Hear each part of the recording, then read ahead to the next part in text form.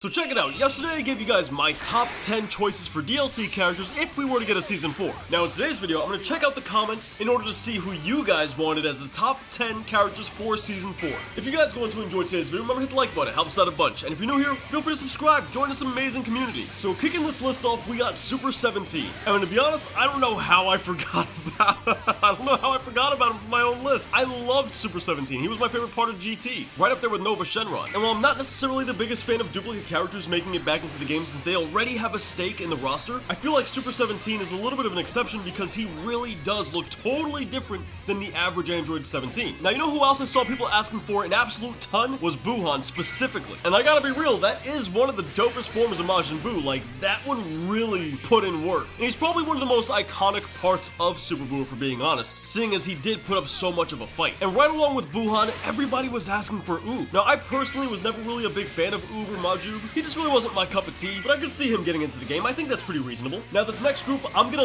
lump together because they're kind of just variations on the same character. So we have Majin Vegeta, Super Saiyan Blue Evolution Vegeta, as well as Super Saiyan 4 Vegeta. Those three got recommended an absolute ton, with Majin Vegeta taking the cake. Now I do think if we get a Season 4, we're going to see another duplicate character of some kind, whether it's Goku or Vegeta. I feel like one of those two is gonna make it in because they sell copies. And I know people are gonna say Majin Vegeta already has a lobby character, but to be honest, I don't think that's enough in order to go ahead and rule him out, because Gogeta was already in the game. Like, a whole character of Gogeta is playable, and we still got a Super Saiyan 4 Gogeta. My point being is, as long as they know it's going to sell copies, as long as they see people requesting it, it's on the table and it's fair game. Like, we gotta understand that as a community. And this same theory, the same concept remains true for the next on our list, being Goku, Ultra Instinct Sign, Super Saiyan God, or Super Saiyan 4. Out of these three specifically, I feel like I would rather see Super Saiyan God, just because aesthetically I really like the form, but I feel like Super Saiyan 4 would probably be a little easier to put in the game, seeing as they do already have the character model built for that. But I don't know, let me know what you guys think about the duplicates between Vegeta and Goku. Moving on from those two guys, we gotta go to the next guy on our list, and that's Mr. Satan. You know what? Look, before the game came out, the developers had said they don't want any gag characters in Dragon Ball FighterZ, and they specifically called out Master Roshi and Mr. Satan.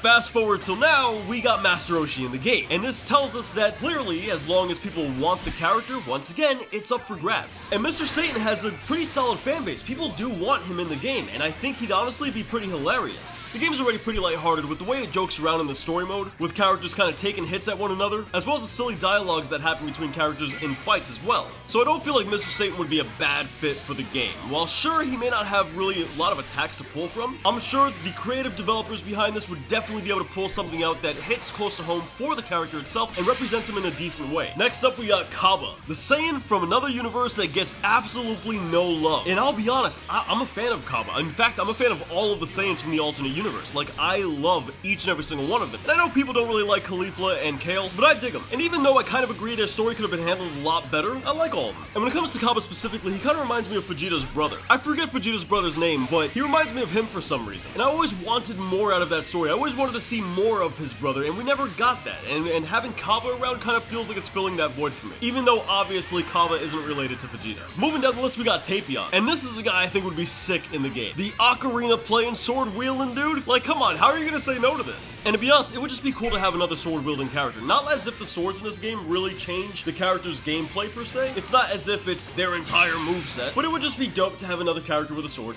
I mean, swords are cool. I'm shallow, I don't know what else you want from me. Somebody I was really surprised in order to see make it on here was Turles, and not because he's corny or anything like that. Like, I like Turles, but I feel like he's faded into obscurity over the years, you know? I personally loved the way he played in Xenoverse. Like, I adore that character in Xenoverse, but in FighterZ, this isn't a character I see requested a ton. However, he is requested enough to where it's a little noticeable. He's definitely got a fan base behind him. But you know who I see people requesting more than him? That's Pan. This is somebody I can definitely get behind. Pan didn't really do much in GT, let's be real. She kind of got slapped around a little bit, and she gave her effort, she tried, but the enemies that were around her were more so Goku's level. But with that said, Pan still got a really unique moveset, and she's also just a really dope character in general. I always like the fact that they wrote Pan in order to always be a tough personality, you know? Like she always gave it her all, she always tried to fight, and she didn't really back down. And they always made sure to call attention to those strong personality traits in her, and I always thought that was dope. It really stuck with the whole entire, like, Saiyan archetype that they have within the series, that Gohan and even Goten didn't really follow all that much, and to an extent, even Kid Trunks, where Saiyans are thick-skinned and they're rough people, you know? They don't give a crap and they'll throw down if they need to. That was Pan to a T. A lot of people want to see more Pride Troopers in Dragon Ball FighterZ as well. And I'm not just talking about Toppo, they want to see Dispo as well. Really, let's be honest, the three major Pride Troopers being Jiren, Toppo, and Dispo are really the only ones that matter. The other ones don't matter nearly as much. And for a tag fighter like Dragon Ball FighterZ, it'd be perfect in order to have Toppo and Dispo in the game. That way you can run a full Pride Trooper team. Maybe we'll have to wait till Dragon Ball FighterZ 2 for that one, but I think it would be a good addition. And for a bonus one, we got Mira and Toa. Now, I personally would absolutely love this. I would do everything in my power in order to main Toa. I always liked her in the Xenoverse story. I always thought she was a really dope character, and I like the way she fought in the games as well. And seeing as Android 21 did make a debut not only in Kakarot, but in Xenoverse as well, I think it's possible to have that cross-pollination and have Xenoverse give their original character over to Dragon Ball FighterZ. Especially seeing as Xenoverse on its own is a really successful franchise, I think we can definitely see that at some point. Whether it'll happen in Season 4 or in Dragon Ball FighterZ 2, who knows, but I do think it is worth throwing out there. But dudes, that pretty much wraps up the list. If you have anybody, once again, that you would like to see in Dragon Ball FighterZ, leave it in the comments down below, and if you have any special gameplay mechanics, be sure to write that down as well. I read through every single comment. Now, if you guys enjoyed today's video, remember to hit the like button. It helps out a bunch. And if you're new here, join this incredible community. I'd love to catch you guys in tomorrow's video. We have an amazing thing going here, and I look forward to you guys becoming a part of that. If you want some more Dragon Ball FighterZ to watch, though, we got this video here on the left-hand side of your screen. You can see my list of Season 4 DLC characters that I wanted in the game. And if you've seen that, or if you want to watch something else, we got this video here on the right-hand side. It's a ranked fight we recently had. It came really close. It was down to the wire, and I think you're going to enjoy it. So pick whichever one you think you're going to enjoy most, and have yourself a good time. As always, thank you guys for watching to the very end. I really do appreciate it. I'll catch you guys tomorrow, but until then, have yourselves a wonderful day.